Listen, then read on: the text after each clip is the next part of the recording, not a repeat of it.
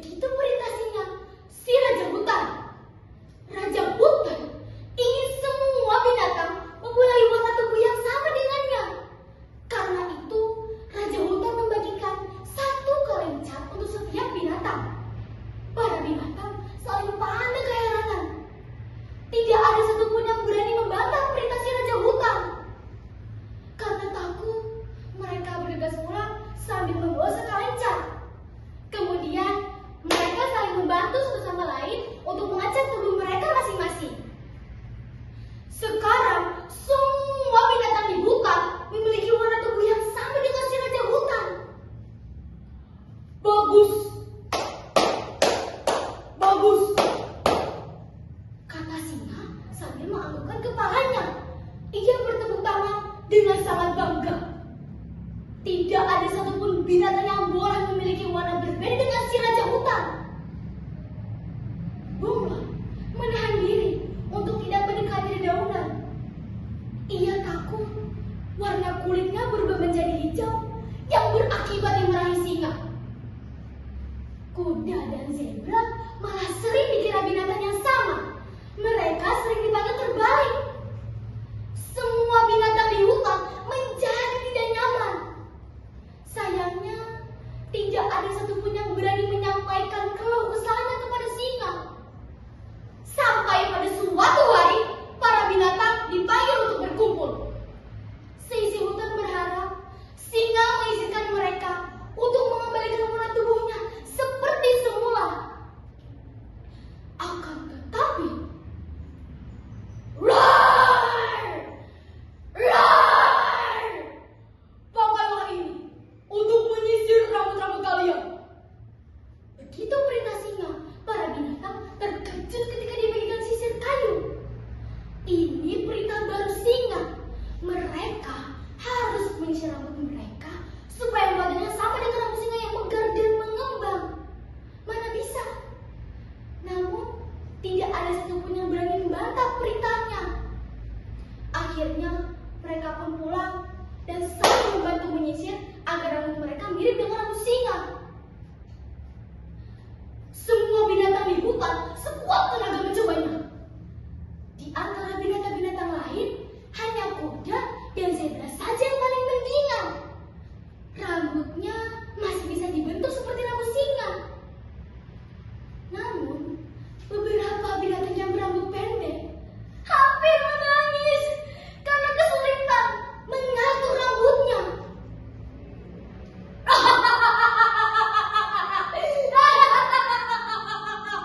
Bagus, bagus, kata singa sambil menganggukkan kepalanya. Ia bertepuk tangan sambil tertawa terbahak-bahak. Bagaimana tidak, semua binatang melihat lucu dengan rambut mereka yang dibuat semirip mungkin dengan rambutnya. Buaya dan kuda Nil tidak berani masuk ke kolam. Mereka takut cat coklat dan rambut palsunya lepas karena terkena air. Ular sampai kesakitan saat melangkah karena rambut palsunya sangatlah kaku. Beruang jadi tidak terlihat garang lagi karena rambutnya yang megah. Semua binatang di hutan menjadi tidak nyaman. Sayangnya, masih saja tidak ada yang berani menyampaikan keluh kesahnya kepada singa. Sampai pada suatu hari, para binatang kembali dipanggil untuk berkumpul. Seisi hutan berharap kali ini singa mengizinkan mereka untuk mengembalikan warna tubuhnya dan rambut palsunya seperti semula. Ternyata teman-teman, roar! Roar! Bengonglah kalian seperti aku. Begitu perintah singa, para binatang sontak terkejut mendengar perintah tersebut. Malah sebagian ada yang hampir pingsan. Ini perintah paling aneh dari si Raja Hutan. Bagaimana caranya agar para binatang bisa mengaum seperti singa? Berlatihlah kalian setiap saat. Singa memberikan saran. Seperti biasa, semua binatang hanya diam. Tidak ada satupun yang berani membantah perintahnya. Akhirnya, mereka pun pulang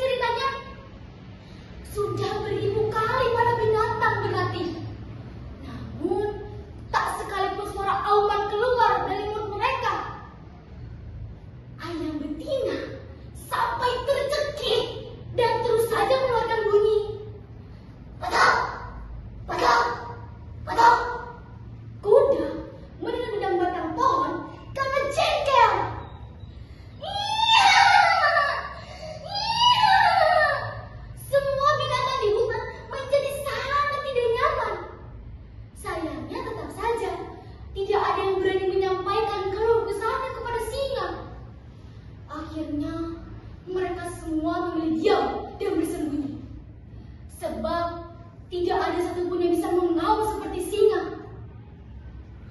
Tidak ada lagi ayam jantan yang berkokok membangunkan seisi hutan. Tidak ada lagi burung-burung beraneka warna yang berkicau riang di pagi hari. Tidak ada lagi senda gurau para binatang. Hutan pun kini menjadi sunyi, senyap seperti tanpa penghuninya. Di sisi lain, singa secara jantan keheranan. Semua binatang pergi kemana ya? Karena penasaran, singa pun berjalan berkeliling hutan. Ia berharap bertemu seekor binatang dan ingin menanyakan penyebabnya. Namun, sampai matahari hampir tenggelam, tak satupun seekor binatang yang bisa ia temui. Saat hendak kembali pulang, tiba-tiba, aduh! Ternyata singa terpeleset di jembatan bambu. Ia terjatuh ke dalam sungai dangkal yang penuh lumpur. Pantatnya sampai sakit adu-adu karena jatuh terduduk.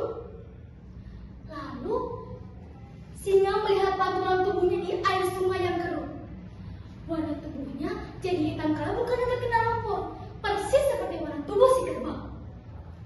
Rambutnya yang megah dan indah kini jadi basah dan lepek, mirip seperti surai kuda yang keringatan karena bekerja keras.